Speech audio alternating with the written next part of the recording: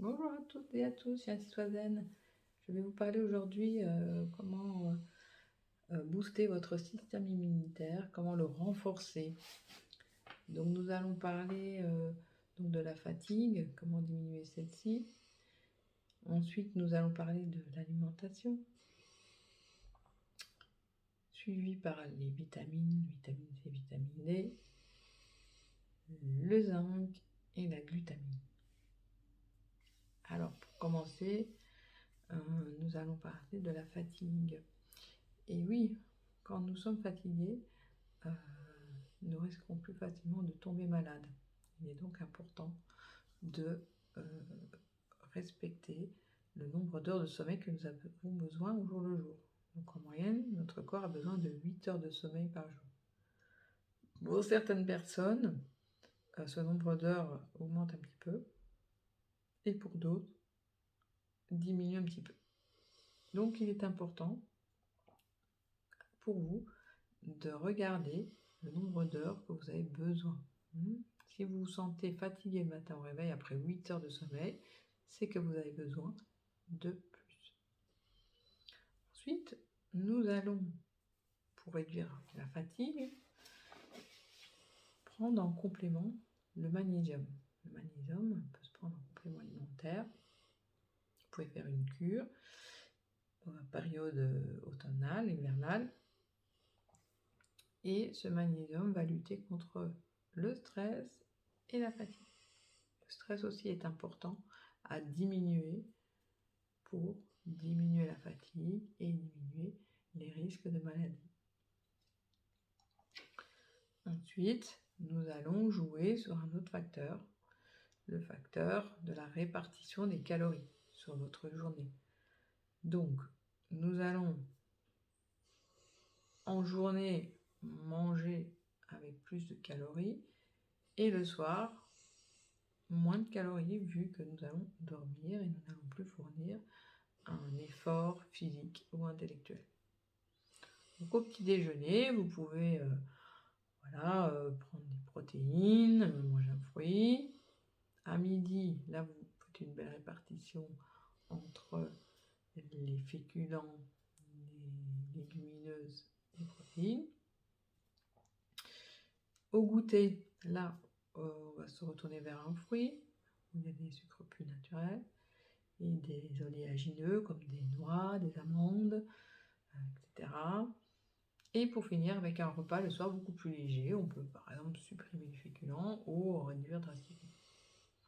Voilà, là ça va aider à une bonne digestion le soir avant d'aller vous coucher et donc ça vous permettra de passer une meilleure nuit. L'activité physique aussi. Donc essayez, si vous avez le temps, de pratiquer un sport. Vous aurez une fatigue physique naturelle et donc vous dormirez mieux, vous aurez un meilleur sommeil.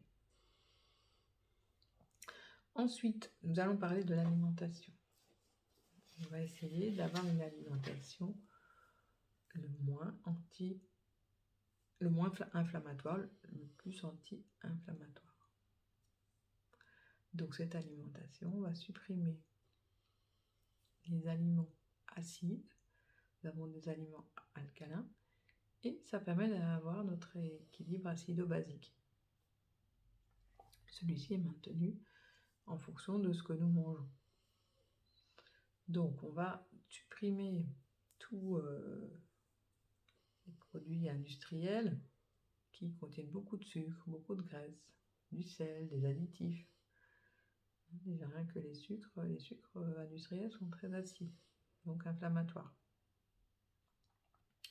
Ensuite, même les sels vont aider à produire des anticorps inflammatoires. Alors, dans les aliments acides, il y a tout ce qui est produit dérivé du lait. Donc, le yaourt, les fromages, crème fraîche.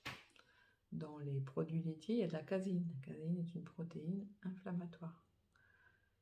C'est pour ça qu'on conseille aux gens qui ont de l'arthrose de diminuer, voire supprimer les apports en produits laitiers, que ce soit lait de vache ou lait de chèvre. Ensuite, nous avons les viandes rouges. Les viandes rouges sont fort acides, donc tout ce qui est aussi charcuterie, viande rouge, voilà, on conseille de diminuer pour avoir un équilibre acido-basique plus correct. Alors, nous avons également dans l'alimentation des oméga 3 qui sont intéressants à prendre. Ce sont des acides gras qui sont une sorte de réserve de combustible important pour notre système immunitaire. On les retrouve dans les poissons gras, dans les oléagineux, dans les huiles de lin, voire les graines de lin. Et ils vont jouer un rôle important dans la défense du système immunitaire. Ensuite, nous allons parler aussi de certaines épices, comme le gingembre, qui est un anti-inflammatoire, puissant anti-inflammatoire, à manger cru, matin et soir. Nous avons le curcuma, qui a des propriétés aussi anti-inflammatoires, de guérison.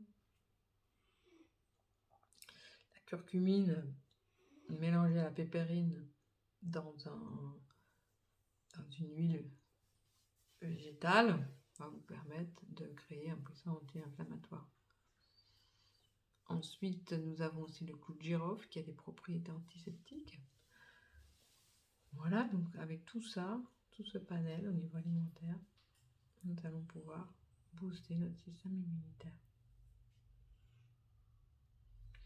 Alors, nous allons parler de la vitamine C et de la vitamine D, les vitamines importantes pour notre organisme. En général, chaque hiver, nous consommons des doses importantes de vitamine C. Nous les trouvons dans les fruits et les légumes frais. Donc, au niveau des fruits, ce sont tout ce qui est agrumes, les oranges, les citrons, mandarines, mais pas nécessairement que là, dans les kiwis également, dans d'autres fruits. Donc il est important d'avoir une dose quotidienne de vitamine C pour aider notre corps à lutter contre les attaques virales. La vitamine D. La vitamine D, elle est synthétisée à partir d'une exposition au soleil. Donc, en été, nous avons notre dose de vitamine D suffisante. Mais une fois l'hiver qui approche, le taux d'ensoleillement diminue. Et donc là, en général, on a tendance à avoir une carence en vitamine D. Donc là, c'est important de prendre un complément alimentaire en vitamine D. La vitamine D, vous pouvez également, mais voilà, dans les fruits et les légumes. Donc, à vous de voir si vous voulez prendre un complément. Ensuite, nous allons parler du zinc. Le zinc est un minéral qui a un rôle important aussi dans la défense du système immunitaire. C'est un minéral qui est par contre très mal absorbé par le corps. On le trouve dans certaines viandes, dans les fruits de mer, dans les poissons. Et il va favoriser la multiplication des anticorps, des globules blancs. Donc notre corps en a besoin.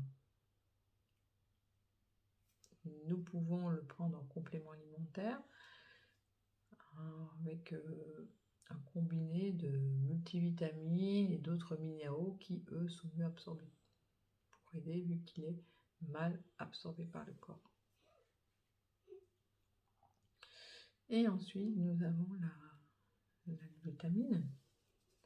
La glutamine est un acide aminé qui se retrouve en grosse quantité dans le sang et dans les muscles, qui va être importante pour le système immunitaire.